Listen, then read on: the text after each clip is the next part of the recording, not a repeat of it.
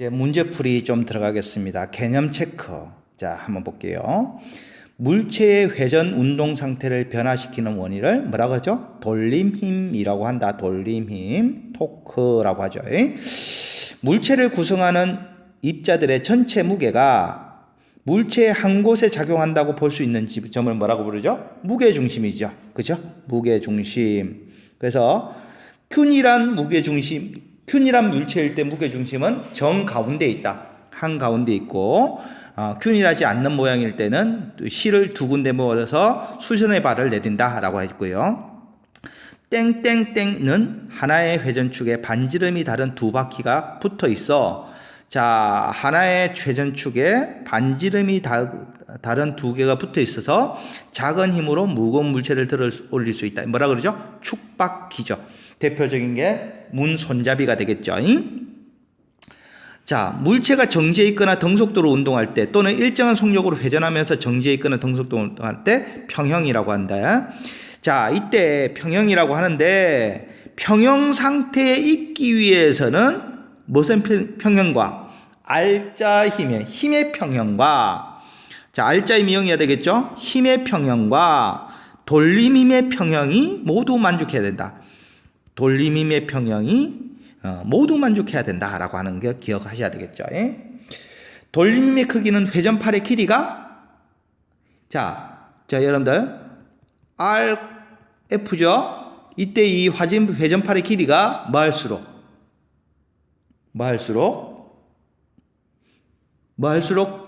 크죠? 돌림 힘이 이게 크려 그러면 회전팔의 길이가 뭐할수록 길수록 이렇게 되겠죠. 자, 구조물의 안정성은 구조물의 무게중심이 뭐 할수록 낮을수록, 그죠? 무게중심이 낮을수록 안정성이 높고, 지면과 접촉하는 면적이 뭐 할수록 클수록이죠. 접촉하는 면적이 클수록 무게중심이 낮을수록 안정한다. 왜? 이 무게중심이 접촉면을 벗어나면 불안정하기 때문에. 알겠습니까? 무게중심이 높으면 벗어나기가 훨씬 수월하죠. 자, 그림과 같이 회전문의 크기가 같은 힘 F1, F2를 작용한다. 자, F1과 F2가 같아요. 그죠? 자, 여러분들 보세요. 토크 R 크로스 F인데 F가 같아요. F가 같아요. 근데 R이 작아요. 그럼 토크는 작아져야 되겠죠. 그래서 얘는 회전력이 작아요. 얘는 회전력이 커요. 이렇게 되는 거죠. 그럼 어느 쪽으로 회전하겠습니까? 자, 시계 방향으로 회전하겠습니까? 반시계 방향으로 회전하겠습니까? 토크가 큰 반시계 방향으로 회전하겠죠. 축을 회전축으로 할 때 F1에 의한 돌림의 크기는 F2에 의한 돌림의 크기보다 작다. 이렇게 돼야 되고요. 축을 회전축으로 할 때 F1에 의한 돌림인가 F2에 의한 돌림은 같은 방향이다, 반대 방향이다, 반대 방향이다. 얘는 무슨 방향이고? 시계 방향이고, 얘는 무슨 방향이고? 반시계 방향이 되겠죠. 자,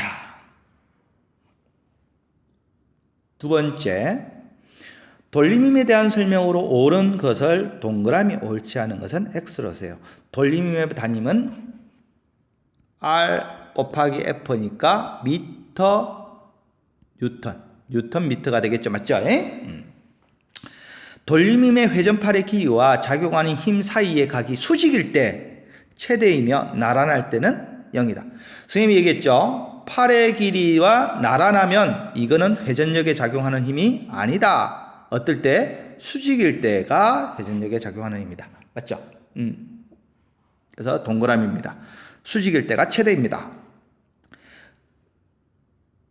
물체에 작용하는 힘이 0이면 물체에 작용하는 돌림의 합도 항상 0이다. 이건 틀렸죠? 왜냐하면 통일 직선상에 존재하지 않으면 얘는 회전하게 되죠.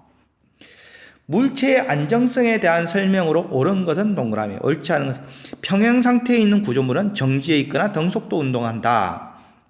맞죠?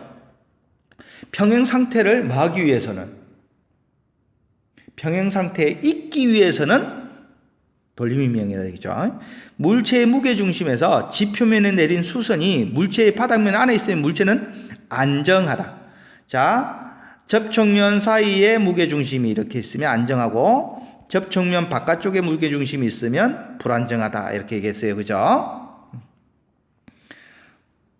그림과 같이 회전문의 회전축에서 자 회전축에서요 0.8m 떨어진 곳을 수직 방향으로 20N의 힘으로 밀 때 자 여러분들 항상 우리가 돌림힘의 단위가 뉴턴 미터입니다. 그죠? 그러니까 단위는 미터를 쓰셔야 돼요. 그러면 토크는 0.8 곱하기 20 수직으로 작용하는 힘이니까요. 얼마야? 16 뉴턴 미터 이렇게 돼야 되겠네요. 그죠? 자, 일상생활에서 축박기의 원리를 이용한 예를 두 가지. 축박기를 이용한 거 두 가지. 뭡니까? 뭐 있습니까? 회전문 손잡이가 있고요. 손잡이가 있고요. 그 다음에, 자전거 페달에, 페달이 있죠. 페달은 회전축이 팔의 길이가 길고, 페달에 있는 기어 쪽은 축으로부터 떨어진 거리가 적죠. 그죠? 그런 것들이 있습니다. 그림과 같이 축바퀴의 작은 바퀴에는 힘 F1이 작용하고 큰 바퀴에는 F2가 작용한대요. 자, 회전이 아니고 정지에 있다면, 자, 정지에 있다라고 하는 얘기는 회전력이 같다는 얘기죠. 회전력이 같다, 토크가 같다는 얘기입니다. 반대 방향이고. 자, 그러면, 자, R이 적은 놈일수록, 축으로부터 떨어진 거리가 적은, R이 적은 놈일수록 F는 뭐 해야 돼요? 더 커야 되겠죠. 그래서 F1이 더 큰 힘이고 F2는 더 작은 힘이 되겠죠. 그래서 여러분들 회전하지 않는다 그랬으니까 두 개의 토크는 똑같아야 돼요. 두 개의 토크는 똑같으려 그러면 R이 적은 놈이 F는 뭐 해야 돼요? 커야 됩니다. 이렇게 보겠죠.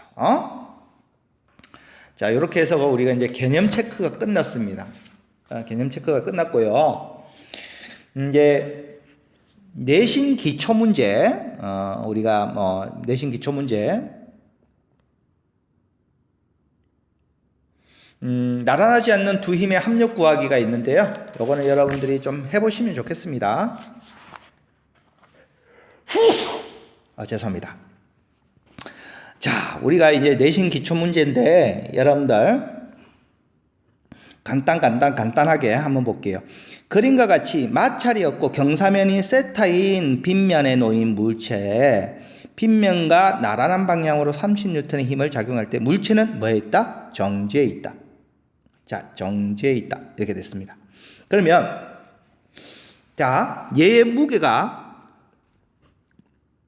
물체에 작용하는 중력의 크기는 50N입니다. 자, 중력은 얼마예요? 50N입니다. 자, 그럼 한번 볼게요. 자, 여러분들 우리가 지난 시간에 했을 거예요. 자, 다시 한번 볼게요. 얘는 무게가 이렇게 돼 있어요. 50N. 그죠? 그러면 내가 여러분들 실제로 얘는 아래로 떨어지는 게 아니라 옆으로 이렇게 가죠. 그죠? 옆으로 이렇게 갑니다. 우리가 힘을 부여해야 되는데 얘가 세타라면 얘도 얼마예요? 세타. 이렇게 얘기했어요. 그죠? 그러면 자, 얘가 내리고 얘는 어떻게 돼요? 빗면에서 각을 끼고 있으니까 50 코사인 세타고요.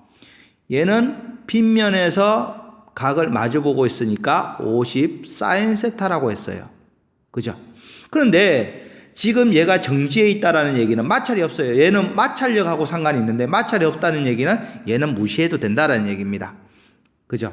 근데 얘가 정지에 있다는 얘기는 30이라는 힘과 50 사인 세타라는 힘의 크기가 어떻다? 같다는 얘기죠.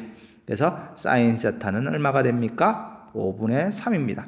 여러분들 기본적으로 기억해 주세요. 빗면에서 경사면을 따라 내려가려고 하는 힘은 중력의 사인 값, 바닥을 누르는 힘은 중력의 코사인 값이다라는 거 꼭 알아두시면 되겠습니다. 자, 그림은 XY 평면의 크기가 A이고 X축과 60도를 이루는 벡터를 나타낸 것이다. 자, 봅시다. 이거는 이제 수평만 내놓네요. 그죠? X 성분의 크기를 AX, Y의 성분의 크기를 AY라고 한다. 자, 선생님이 항상 그랬죠. 자, 각을 끼고 이걸 빗면이라고 하면 X 성분, Y 성분 이렇게 되겠죠. Y 성분은 얘하고 똑같아요. 그 얘하고 똑같죠. 그러면 A의 X 성분, A의 Y 성분입니다. 항상 선생님이 얘기했어요. 자, 이게 삼각형입니다. 그죠? 자, 빗면에서 각을 끼고 있으면 뭐라고? 코사인 값. 그래서 A 코사인 60도가 A의 X 성분이 되고요. A의 각을 마주보고 있으면 뭐야? 사인 60도가 A의 Y 성분이 됩니다. 당연히 여러분들 코사인 60도, 사인 60도 여러분들 특수각 꼭 기억해야 되겠죠. 코사인 60도는 2분의 1, 사인 60도는 2분의 루트 3입니다. 자, 주관식인가요?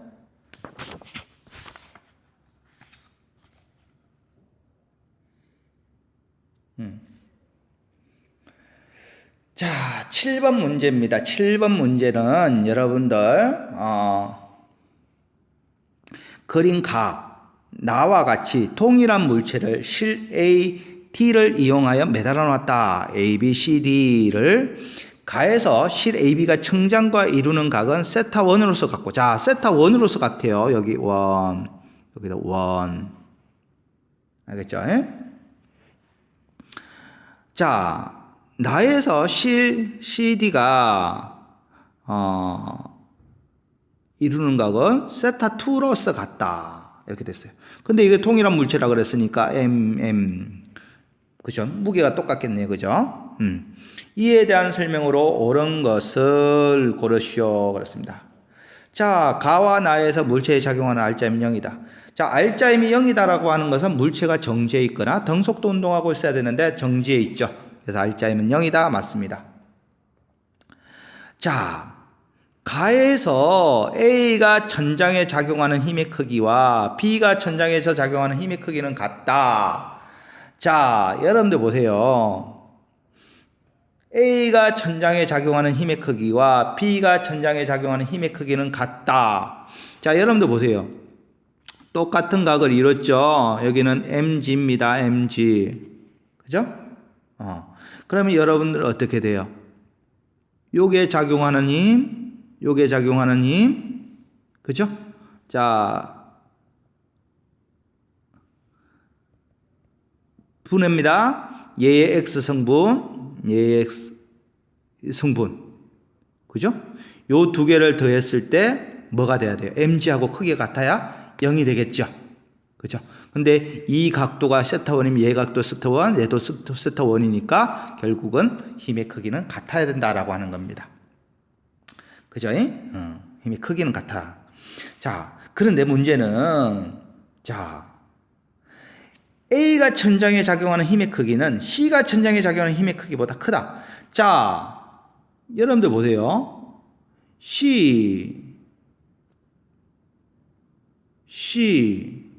CD는 또 같겠죠. 그죠? 그럼 여러분들이 봤을 때, 자, 보세요. 지금 내가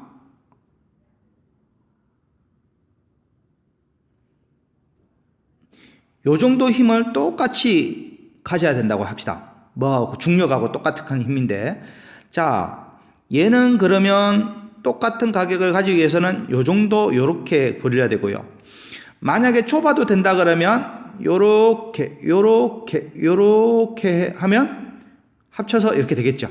그럼 여러분들 벌어진 거하고 좁아진 거하고 누가 더 큰 힘이 들어가야 될까요? 얘가 더 큰 힘이 들어가야겠죠. 그죠? 얘가 더 큰 힘이 들어가야겠죠.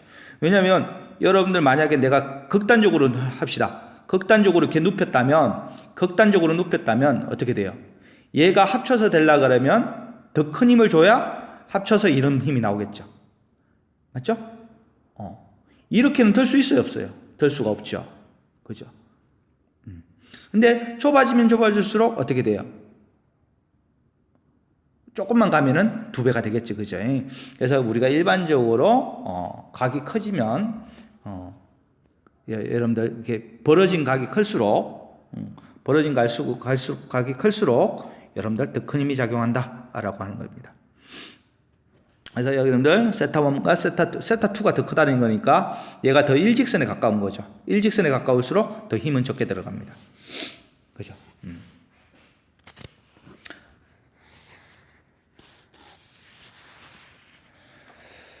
자, 여러분들 우리가 이제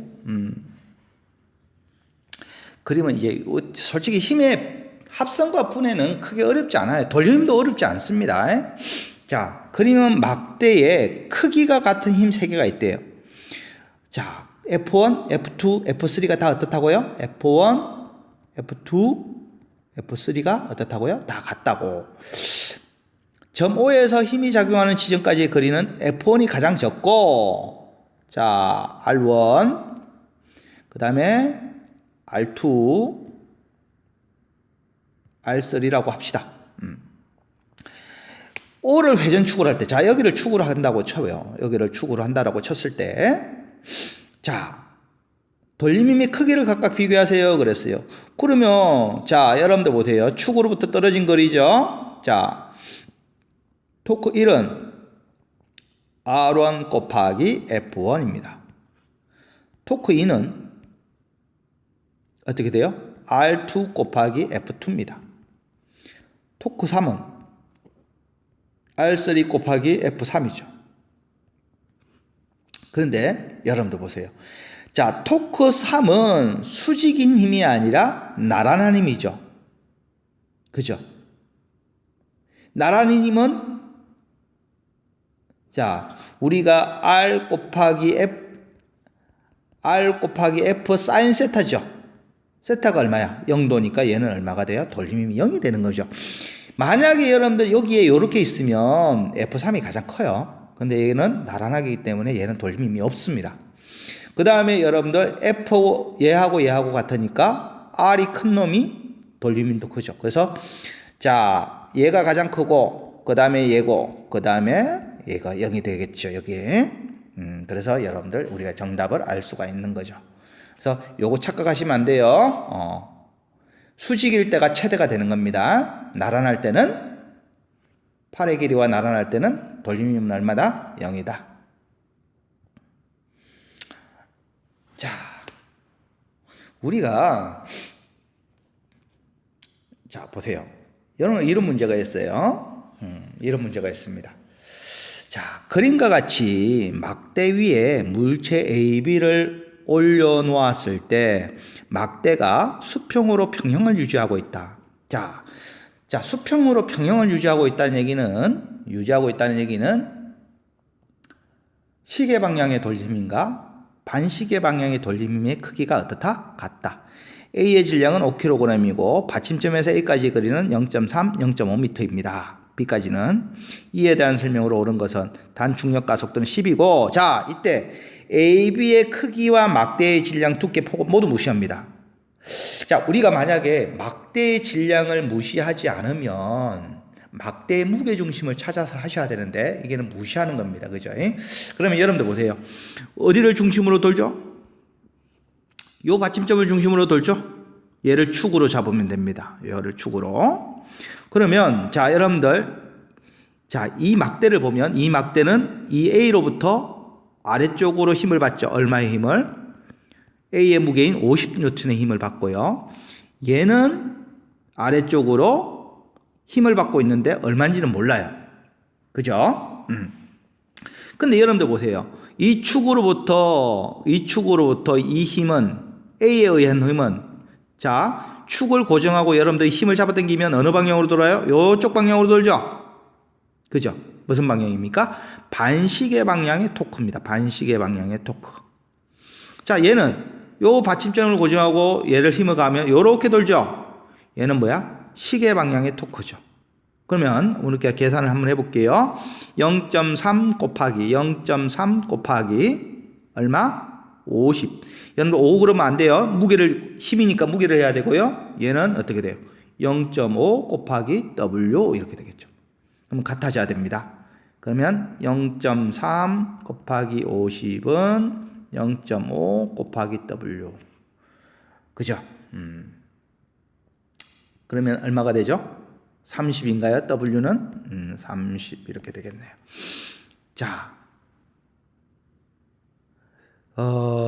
수평을 유지하고 있는 거니까요. 이 막대에 작용하는 돌림힘의 크기는 돌림힘의 합은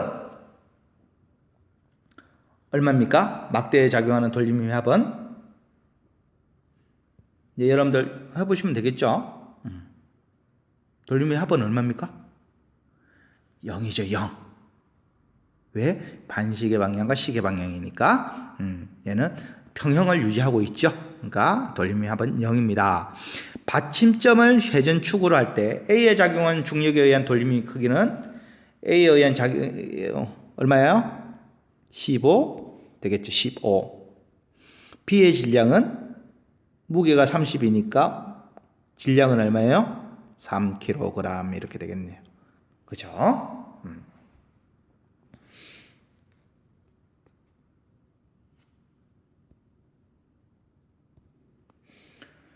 자, 여러분들 이제 12번 문제입니다. 12번 문제는 이제 조금 난이도가 있어지죠.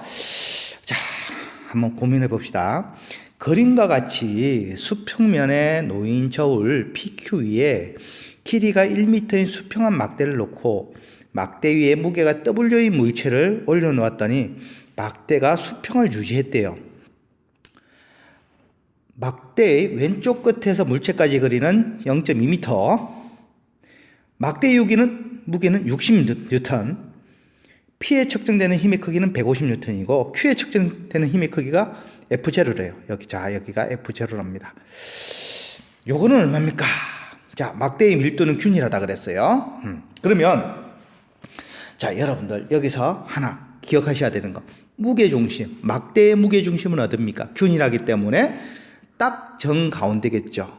여기에 질량이 모여 있다라고 보시면 돼요. 그러면 여기에 무게가 얼마? 60N인 거다라고 이렇게 보시면 돼요. 그럼 요거는 탁 치우면 되겠죠. 여기에 60N인 물체가 있다라는 겁니다. 자, 그 다음에 자, 요 막대를 보는 겁니다. 요 막대를. 이 막대는 이 물체의 무게 때문에 어떻게 돼요? 자, W라는 힘을 아래로 받게 있죠. 막대를 보는 겁니다, 여러분들. 물체를 보는 게 아닙니다. 이 물체가 막대를 W라는 힘으로 내리 누르고 있는 거죠. 그죠? 자, 그 다음에 자, 이 저울에 150N이 나온다는 거는 막대가 저울을 150으로 누르는 겁니다. 그러면 막대가 저울을 150으로 누르니까 저울이 150을 받는 거죠. 그러면 반대로 저울은 막대를 얼마의 힘으로 들어올립니까? 150의 힘으로 들어올리겠죠. 지금 막대의 작용, 우리가 R자 힘을 구한다는 얘기는 한 물체에 작용하는 힘들의 합입니다. 그러니까 저울에 받는 힘을 보는 게 아니라 저울이 막대에게 가하는 힘을 보는 겁니다. 그러면 여기는 F0인데요. 자, 막대가 저울을 F0로 누르면 저울은 막대를 F0라는 힘으로 뭐 하고 있는 거예요? 들어 올리는 거죠. 자, 그죠? 그런데 자, 그럼 힘을 다 표시했어요. 이 상태로 막대가 뭐 하고 있죠? 평형을 유지하고 있죠. 평형을. 그러면 여러분들 평형의 두 가지 조건이 뭐라 그랬어요? R자 힘이 0이어야 되고, 그죠? 그 다음에 돌림 힘이 0이 돼야 된다. 이렇게 돼요. 그러면 일단은 R자 힘이 0이 돼야 되니까, 자, 첫 번째 R자 힘이 0이 되려고 그러면 어떻게 돼요? 아래쪽 방향의 힘과 위쪽 방향의 힘은 다 얼마에 더했을 때 0이 돼야 되겠죠. 150 더하기 F0는 어떻게 돼요? W 더하기 얼마? 60 이렇게 돼야 됩니다. 요게 이제 첫 번째 식이고요. 자, 첫 번째 식이고 두 번째 식을 하는데요. 두 번째 식을 하는데 자, 두 번째는 요겁니다. 그죠? 즉 시계 방향의 돌림힘의 크기와 반시계 방향의 돌림힘의 크기는 어떻다? 같다. 그럼 여러분들 우리가 돌림힘을 하려고 그러면 제일 먼저 뭘 세워야 된다 그랬어요? 첫 번째 축이죠. 축을 잡아야 되고요. 두 번째 축과 떨어진 거리, 팔의 길이죠. 팔의 길이.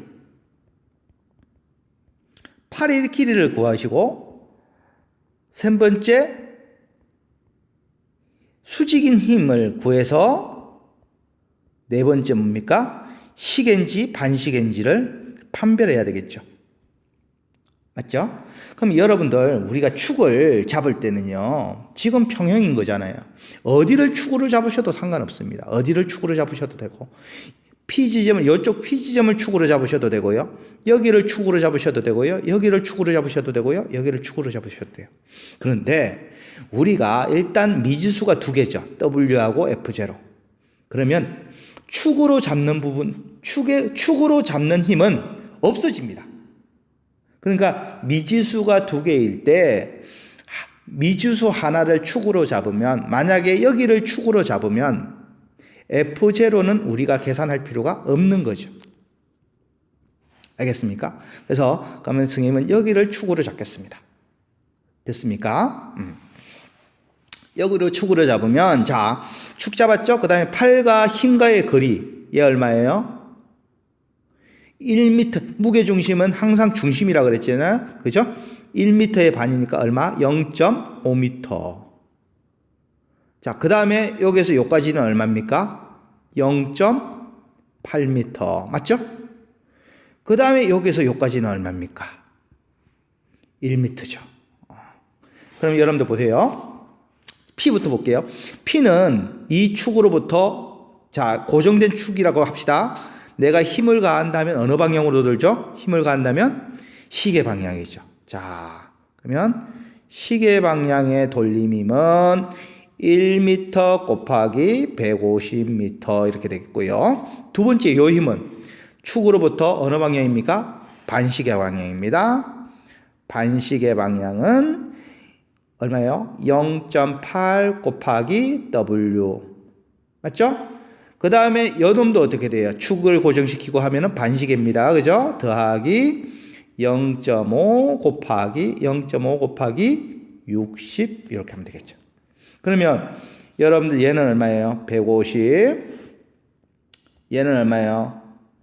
0.8W 더하기 얘 얼마? 30. 그러면 자, 여러분들 요거가 150은 0.8W 30. 그러면 W가 나오죠? 그죠? W가 나오고 이 W를 여기다가 집어넣으면 F0도 나오게 되는 겁니다. 그래서 이렇게 우리가 여러분들 계산을 하시면 되겠습니다. 알겠습니까? 이렇게 계산하시면 된다. 이렇게 보는 거죠. 이거는 여러분들 선생님이 다 풀어줬을 게, 그러니까 여러분들 요거 꼭 기억을 하세요. 축을 먼저 잡으세요. 축은 수평을 이루고 있다면 축은 힘이 작용하는 어느 지점을 잡으셔도 되지만, 미지수가 있다면 미지수 하나를 줄이기 위해서는 미지수가 있는 지점을 하나를 축으로 잡는 게 미지수를 하나라도 줄일 수 있다라고 하는 거 여러분들 기억하시면 좋겠습니다. 알겠습니까?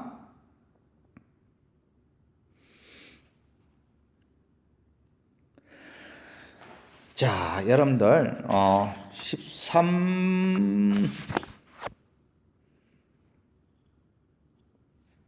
13번입니다. 그죠? 자, 그림과 같이 밀도가 균이라고, 길이가 6m인 원통형 막대가 수평으로 평형을 유지하고 있다. 막대의 양쪽 끝은 실 PQ로 천장과 연결되어 있고, 막대의 왼쪽 끝에서 2m 떨어진 지점에 질량이 3kg인 물체가 매달려 있다. 막대의 질량은 10kg이다. PQ가 막대에 작용하는 힘의 크기를 풀이 과정과 함께 구하시오. 중력 가속도는 10입니다.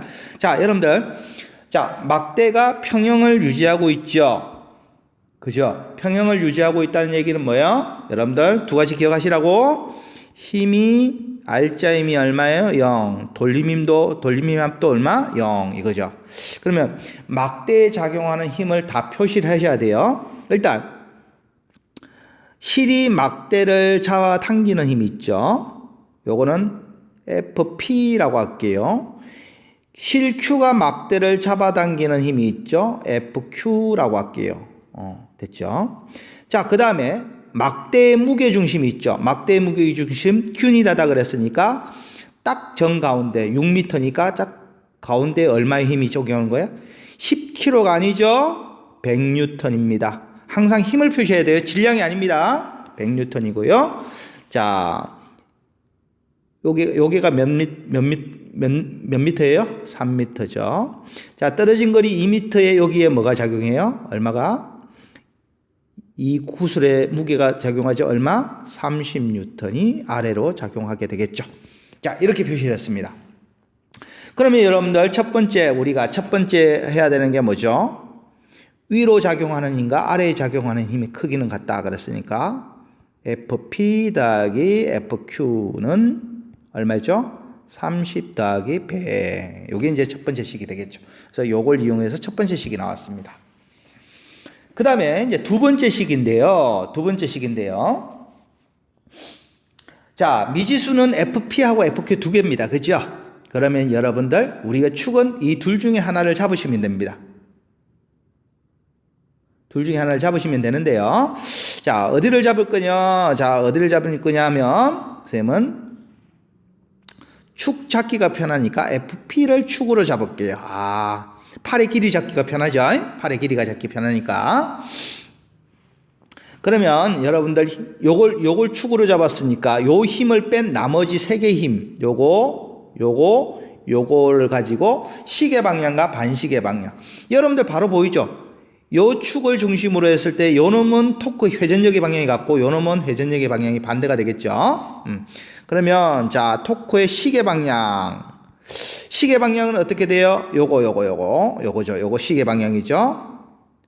2 곱하기 얼마? 30 더하기 3 곱하기 얼마? 100이죠.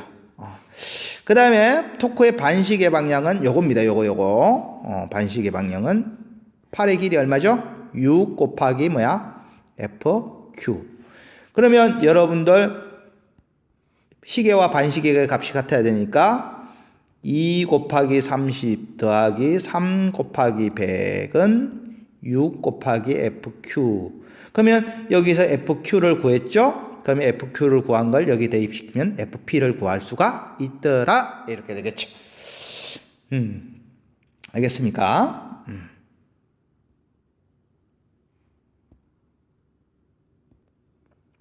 자, 요 18번 문제는 굉장히 이제 어려운 문제죠. 요거는 우리가 이제 수능에서, 원래 우리의 돌림인 파트가, 여러분들,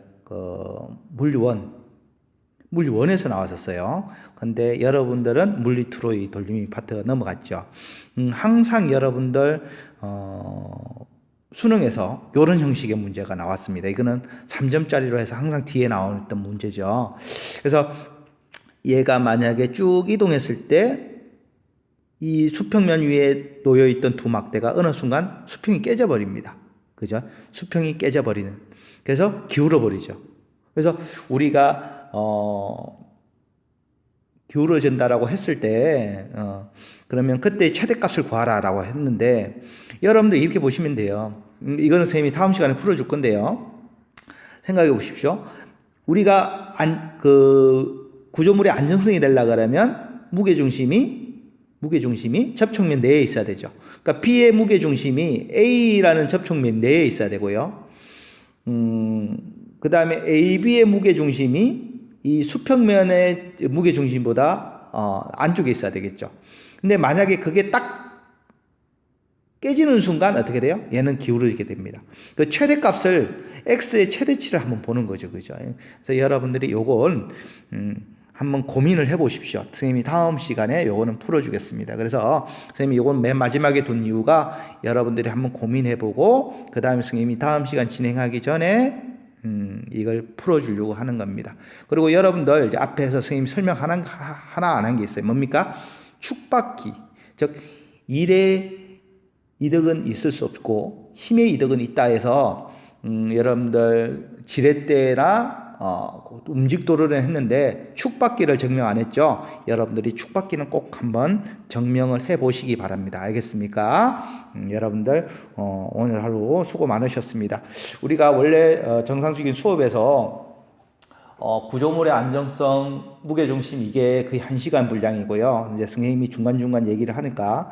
근데 우리가 그게 이제 20분으로 끝났고요. 그래서 여러분들 계속 반복해서 좀 돌려서 보셔야 되겠습니다. 아시겠죠? 자, 수고하셨습니다.